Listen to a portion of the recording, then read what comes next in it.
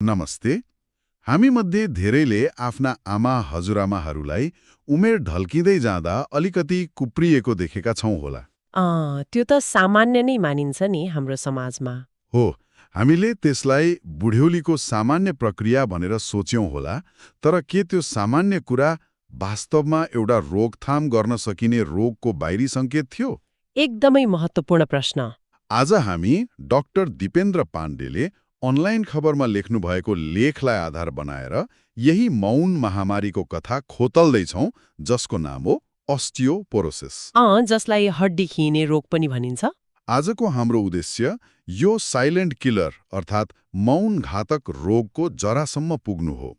यो के हो, नेपालमा किन यो चुपचाप बढिरहेको छ र सबैभन्दा महत्त्वपूर्ण, हाम्रो हड्डीको भविष्य सुरक्षित गर्न हामी के गर्न सक्छौँ? ल, अब गहिराईमा डुबौँ।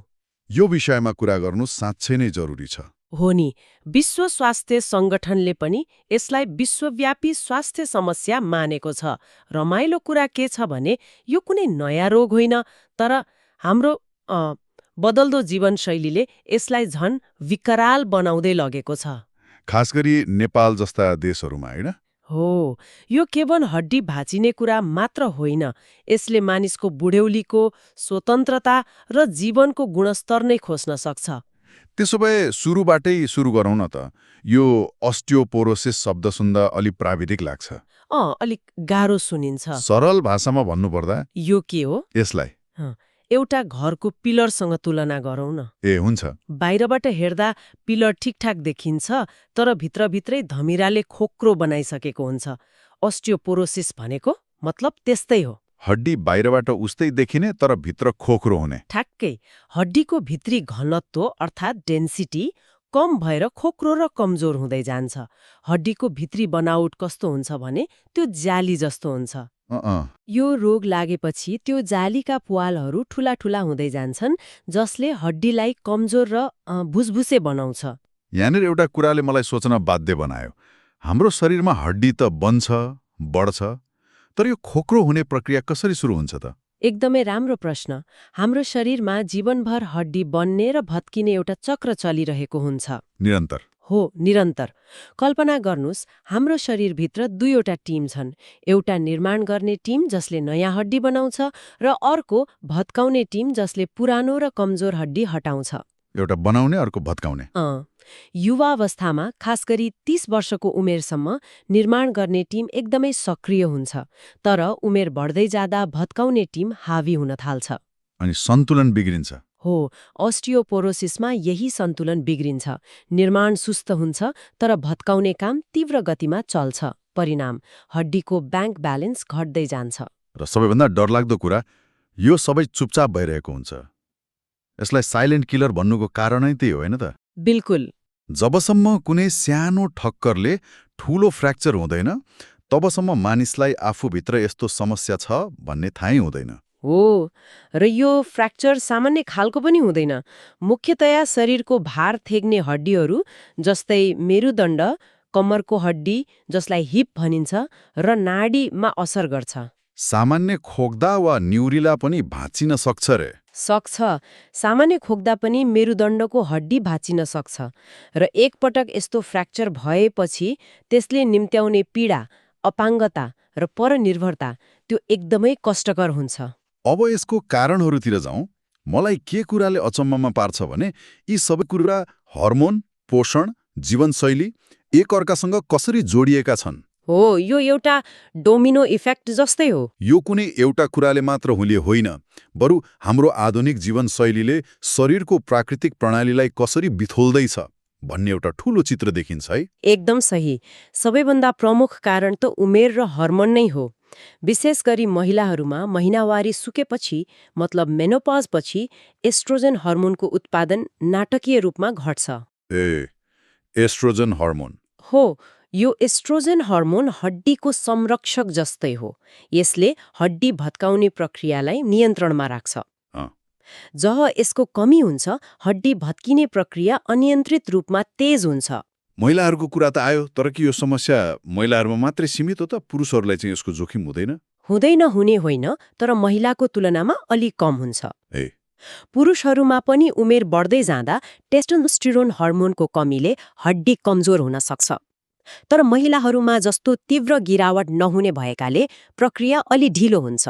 अरू कारणहरू पनि छन् होला नि? छन् नि, अरू धेरै कारणहरू छन् जुन महिला र पुरुष दुवैलाई लागू हुन्छ, जस्तै पोषणको कमी हो, क्याल्सियम र भिटामिन डी को कमी। तर सबभन्दा रमाइलो कुरा के छ भने हाम्रो जस्तो टन्टलापुर घाम लाग्ने देशमा पनि मानिसहरूमा भिटामिन डी को कमी छ। सुन्दा अचम्म लाग्छ, तर घरभित्रै बस्ने चलन र खानपिन नमिल्दा यस्तो भइरहेको छ। यो आफैमा एउटा ठूलो समस्या हो, हैन र? हो, यो एउटा आधुनिक विरोधाभास नै हो। भिटामिन डीलाई सनशाइन भिटामिन पनि भनिन्छ। घामबाट पाइने भएर हो, किनभने हाम्रो छालाले घामको किरणबाट यसलाई बनाउँछ र यो भिटामिन डी नभई हामीले खाएको क्याल्सियम शरीरले सोच्न सक्दैन। मतलब जति दूध दही खाए पनि काम लागेन। भिटामिन डी छैन भने त्यो क्याल्सियम खेर जान्छ। अनि हाम्रो जीवनशैली, धूम्रपान, अत्यधिक मदिरा सेवन, यिनीहरूले त हड्डी भत्काउने कोषहरूलाई झन सक्रिय बनाउँछन्। अनि क्याल्सियम सोच्ने क्षमतालाई पनि घटाउँछन् होला। हो, त्यो पनि घटाउँछन्। यसबाहेक परिवारमा कसैलाई यो समस्या भएमा जोखिम बढ्ने आनुवांशिक कारण पनि रहेछ। अनि केही खास रोगहरू वा औषधिहरूको सेवनले पनि असर गर्छ भनिन्छ नि? गर्छ। थाइरोइडको समस्या, बाथ रोग मतलब रुमाटोइड आर्थराइटिस र विशेष गरी स्टेरोइड जस्ता औषधिहरूको लाम्रो समयसम्मको प्रयोगले हड्डीलाई सिधै कमजोर बनाउँछ। त्यसो भए जोखिममा को छन् भनेर हेर्दा त महिनावारी सुकेपछिका महिलाहरू, जसमा जोखिम 4 गुणा बढी हुन्छ, 65 वर्षभन्दा माथिका सबै मानिस र यस्ता दीर्घरोग भएका वा औषधि सेवन गरिरहेका व्यक्तिहरू सबैभन्दा बढी जोखिममा हुन्छन्। कल्पना गरौँ न, एकजना 50 वर्षकी महिला जो दिनभर घरको काममा व्यस्त हुनुहुन्छ, उहाँलाई ढाड दुख्छ, तर कामले गर्दा हो वा उमेर लागेर हो भनेर बेवास्ता गर्नुहुन्छ। धेरैले त्यही सोध्छन्। एक दिन आँगनमा चिप्लेर लड्दा नाडी भाँचिन्छ, तब मात्र अस्पताल पुग्दा थाहा हुन्छ कि समस्या सामान्य दुखाइ होइन, ओस्टियोपोरोसिस रहेछ। नेपालमा यस्ता हजारौं कथाहरू छन् होला, र यो समस्या शहरमा मात्र सीमित छैन। गाउँमा पनि? ग्रामीण क्षेत्रमा विशेष गरी गर्भावस्था र स्तनपानको समयमा उचित पोषण नपुग्दा महिलाहरूको शरीरबाट क्याल्सियम रित्तिन्छ। यसले गर्दा उनीहरू पछि गएर ओस्टियोपोरोसिसको उच्च जोखिममा पर्छन्। यो रोग यति मौन छ भने यसका संकेतहरू कस्ता हुन्छन्? हड्डी भाँचिनुकाहेक अरू केही लक्षणहरू देखिन्छन् कि देखिँदैनन्? सुरुमा त केही पनि देखिँदैन, तर जब रोगले जरा गाड्न थाल्छ, केही संकेतहरू देखिन सक्छन्। जस्तै? सबैभन्दा सामान्य भनेको ढाडको बीज भागमा दुख्नु हो। यो मेरुदण्डको हड्डी कमजोर भएर हो, तर धेरैले यसलाई ग्यास्ट्रिकले दुखेको वा मांसपेशी बटारिएको भनेर व्यवस्था गर्छन्। एक मिनट रोकिनुस्, एउटा लक्षणले मलाई साँच्चै अचम्ममा पार्यो, उचाइ घट्नु। मान्छे साँच्चै होचो हुन्छ र यो कसरी सम्भव छ? हो, यो सत्य हो। कसरी? मेरुदण्डको हड्डी खिइन्छ कि के हुन्छ? हाम्रो मेरुदण्ड धेरै साना साना हड्डीहरू मतलब भर्टिब्रा मिलेर बनेको हुन्छ। अस्टियोपोरोसिसले गर्दा यी हड्डीहरू भित्रैदेखि खोक्रो भएर थिचिन्छन्। कम्प्रेस हुन्छ? हो, जसलाई कम्प्रेसन फ्र्याक्चर भनिन्छ। हरेक हड्डी थोरै थोरै थिचिँदा पनि समग्रमा मानिसको उचाइ 1 देखि 2 इन्चसम्म घट्न सक्छ र मानिस अलिकति कुप्रो देखिन थाल्छ। यी सबै लक्षणहरू देखिँदा त रोगले जरा गाडिसकेको हुन्छ। यसले मलाई सोच्न बाध्य बनायो, यदि लक्षण नै अन्तिम अवस्थामा देखिन्छ भने यो मौन शत्रुलाई हामीले समयमा कसरी समात्ने त? उपाय छ, र त्यो एकदमै महत्त्वपूर्ण छ। के हो त्यो? यसको पहिचानको सबैभन्दा भरपर्दो प्रविधि भनेको डेक्सा स्क्यान हो। DEXA scan. हे, डेक्सा स्क्यान, यो के हो? एक्सरे जस्तै हो? हो, एक प्रकारको एक्सरे जस्तै हो, तर यसले एकदमै कम रेडिएसन प्रयोग गरेर सिधै हड्डीको घनत्व नाप्छ। यसलाई हड्डीको रिपोर्ट कार्ड जस्तै सम्झिनुस्। यसले तपाईको हड्डीको घनत्व तपाईको उमेरको स्वस्थ व्यक्तिको तुलनामा कति छ भनेर देखाउँछ, जसलाई टी स्कोर भनिन्छ। अनि यो स्क्यानले हड्डी भाँचिनुभन्दा पहिले समस्या पत्ता लगाइदिन्छ? हो, यसको सबैभन्दा ठूलो फाइदा नै त्यही हो। यसले ओस्टियोपोरोसिस मात्र होइन, त्यसभन्दा अघिल्लो अवस्था जसलाई ओस्टियोपेनिया भनिन्छ। ओस्टियोपेनिया, त्यो भनेको? त्यो भनेको हड्डी पातलो हुन सुरु भएको अवस्था, त्यो पनि पत्ता लगाउँछ। समयमै यो अवस्था पत्ता लाग्यो भने जीवनशैली र खानपिनमा सामान्य परिवर्तन गरेरै पनि रोगलाई बढ्नबाट रोक्न सकिन्छ। ल अब सबैभन्दा महत्त्वपूर्ण खण्डमा जाउँ, उपचार र रोकथाम। रोग लागिसकेको अवस्थामा के उपचार सम्भव छ? उपचार सम्भव छ। सामान्य अवस्थामा चिकित्सकहरूले बिस्फोस्फोनेट्स जस्ता औषधिहरू सिफारिस गर्छन्। बिस्फोस्फोनेट्स यी औषधिहरूले एकदमै रोचक तरिकाले काम गर्छन्। याद छ हामीले निर्माण गर्ने र भत्काउने टिमको कुरा गरेका थियौं? याद छ। यी औषधिहरूले हड्डी भत्काउने टिमको कामलाई सुस्त बनाइदिन्छन्। निर्माणको काम त चलिरहेकै हुन्छ, तर भत्किने प्रक्रिया सुस्त भएपछि हड्डीको घनत्व स्वाभाविक रूपमा बढ्छ। मतलब घरको पानी ट्याङ्कीमा पानी आउने भन्दा जाने प्वाललाई सानो बनाउनु जस्तै भयो। ठ्याक्कै त्यस्तै। तर यदि हड्डी भाँचिनै सक्यो भने, जस्तै कम्मरको हड्डी, त्यस्तो जटिल अवस्थामा के हुन्छ? त्यस्तो अवस्थामा त शल्यक्रियाको विकल्प हुँदैन। हिप रिप्लेसमेन्ट जस्ता ठूला शल्यक्रियाहरू आवश्यक पर्न सक्छन्, जुन महँगो र जोखिमपूर्ण दुवै हुन्छन्। ओहो। त्यसैले हाम्रो मुख्य ध्यान उपचारभन्दा पनि रोकथाममा हुनुपर्छ।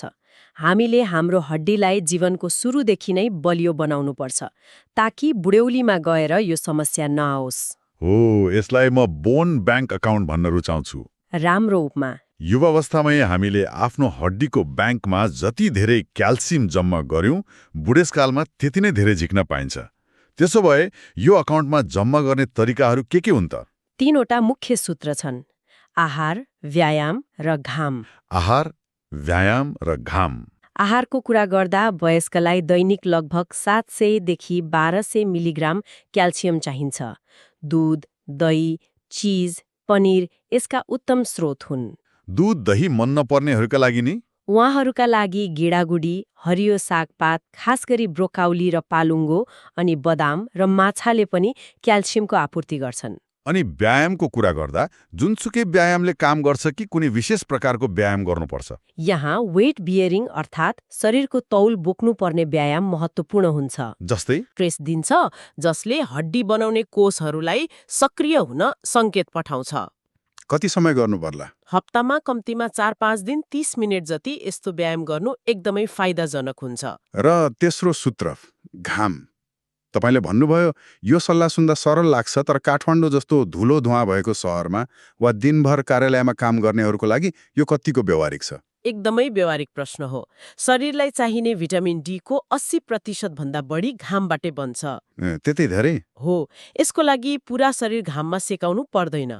हप्तामा 3-4 दिन बिहान 10 बजेदेखि दिउँसो 2 बजेको बीचमा 15-20 मिनेटका लागि आफ्नो हात र खुट्टाको केही भाग घाममा देखाए पुग्छ।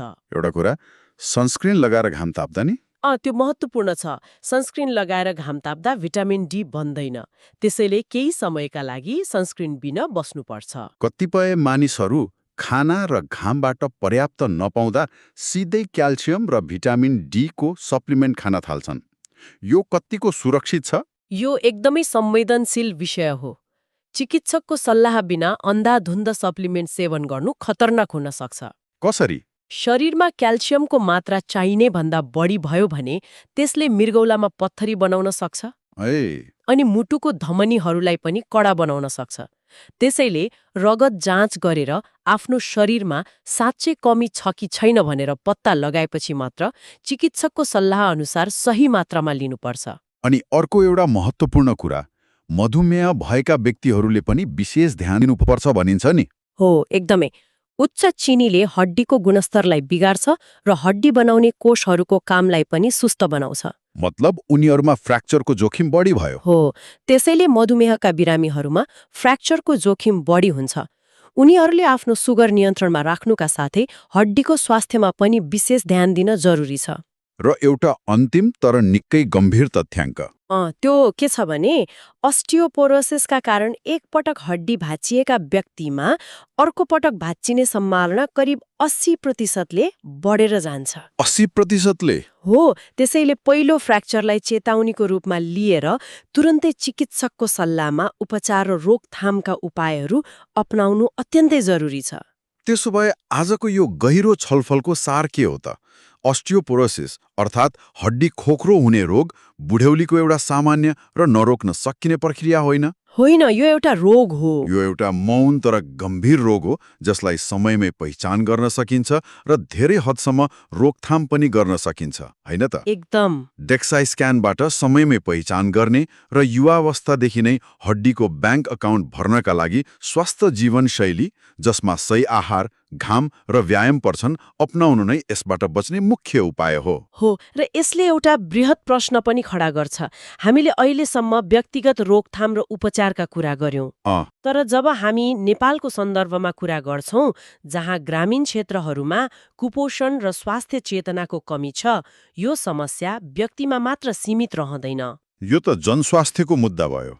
हो, यो मौन घातकले हजारौं मानिसलाई अपाङ्ग र परनिर्भर बनाउनु अघि नै यसलाई सामना गर्न हाम्रो जनस्वास्थ्य नीति र सामुदायिक स्तरमा सचेतना अभियानको भूमिका कस्तो हुनु पर्ला, यो हामी सबैले विचार गर्नुपर्ने प्रश्न